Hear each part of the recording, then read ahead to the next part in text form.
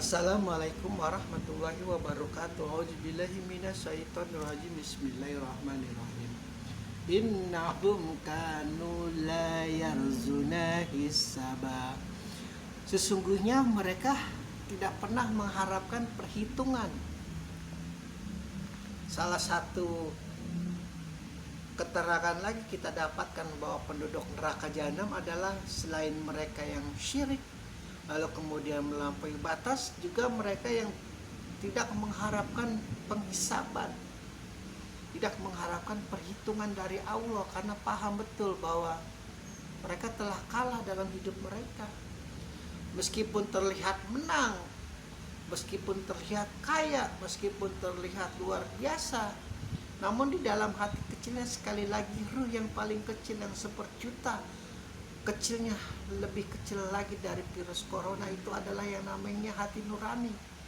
Nurani itu nanti yang akan berkata bahwa aku telah kalah di dalam hidupku, semoga tidak ada perhitungan untukku.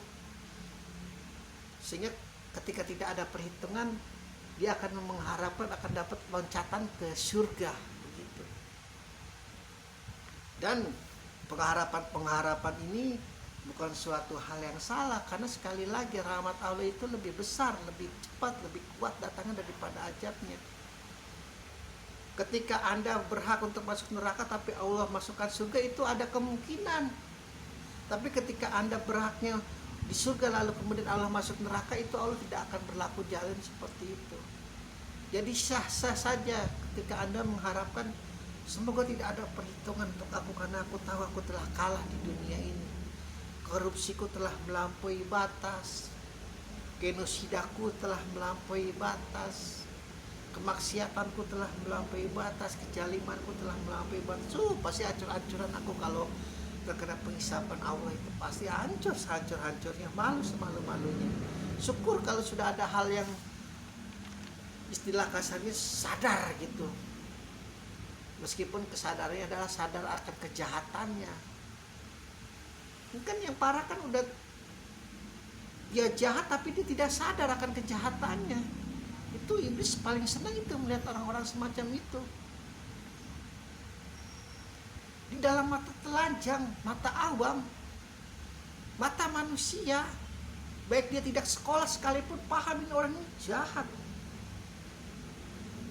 Tapi dia tidak sadar dia telah berbuat jahat. Maka seolah-olah itu adalah hal yang biasa buat dia. Membunuh itu adalah hal yang biasa bagi Fir'aun. Menyiksa budak itu adalah hal yang biasa bagi Fir'aun dan Namrud setara derajat jalin yang dahulu. Padahal kan di mata telanjang itu salah.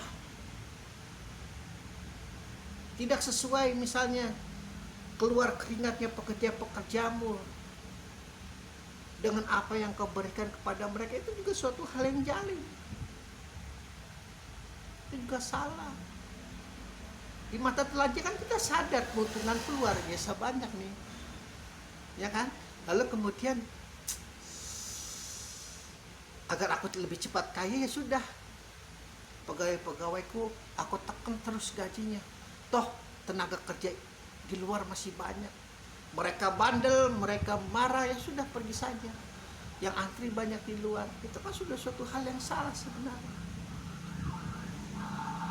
Apalagi gaji di bawah UMR dengan jam kerja yang sama sewajarnya, tidak sesuai dengan apa yang seharusnya mereka dapatkan, itu istilah kasar. Padahal harta yang dia simpan itu tidak akan menambah kemuliaan, tidak akan menambah apa istilahnya ya. Ketika engkau menahan rezeki seseorang, itu kesumbatan pikiranmu itu nanti akan terganggu. Harusnya engkau berpikir bebas, berpikir tenang, berpikir nyaman tentang bagaimana inovasi perusahaanmu kemudian, bagaimana cara menjalankan hartamu untuk perusahaan, untuk keluarga, untuk yang lain-lain, kan harusnya lebih terbuka, lebih enak, lebih nyaman. Namun karena engkau terakus, engkau jalim, engkau menutupi semua itu, akhirnya tersumbat pikiran-pikiran yang seharusnya luar biasa jenius, jadi tidak keluar. Makanya banyak contoh orang yang dermawan itu hampir tidak ada yang jatuh miskin, itu tidak ada. Mereka yang dermawan itu pikirannya lapang, terbuka, seperti sinar matahari itu menyinari alam semesta. Dan jangan salah, ini hanya di ajaran Islam saja, di agama lain pun seperti itu. Penyembah bulu babi, penyembah pohon, penyembah batu, pasti seperti itu ajarannya. Untuk saling berbagi, nggak ada. Kalau ada agama yang tidak mengajarkan berbagi, aneh itu. Agama apa ini? Ada agama yang mengajarkan pelit, kita harus pelit, nggak boleh ngasih orang. Nggak ada. Salah satu ciri agama adalah kebaikan. Makanya ketika kaum ateis, ketika kaum gnostik, ketika mereka tidak percaya agama, karena mereka melihat oknum-oknum di agamanya, bukan agamanya itu sendiri. Padahal di dalam dirinya sendiri, di dalam ateis itu banyak lebih jahat, lebih bangsat banyak. Yang luar biasa jahanam banyak.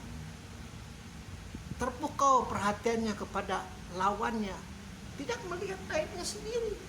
Begitupun jangan engkau mengikuti gaya mereka Islam. Engkau terpukau oleh aib-aib agama-agama lain, kepercayaan-kepercayaan lain, tapi engkau tidak melihat aibmu sendiri itu. Bagaimana menjolimi mazhab orang lain, membidahkan mazhab orang lain, menghalalkan darah mazhab orang lain, mengkafirkan mazhab orang lain.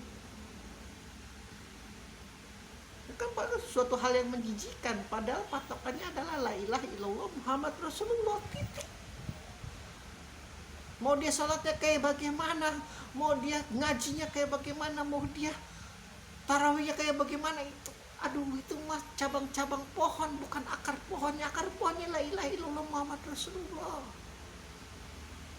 Dan hati-hati, jangan kita ini yang awam-awam ini melihat itu adalah hakikatnya. Bukan, itu bukan hakikat. Mereka saling membunuh, saling membenci, saling menjalimi sampai sekarang Syiah dan Sunni. Bukan itu hakikatnya, adalah perebutan kekuasaan, perebutan kue, perebutan wilayah. Dan itu jauh lebih menjijikan sebenarnya daripada perebutan hakikat keimanan. Bagaimana Islam yang benar di mata Allah.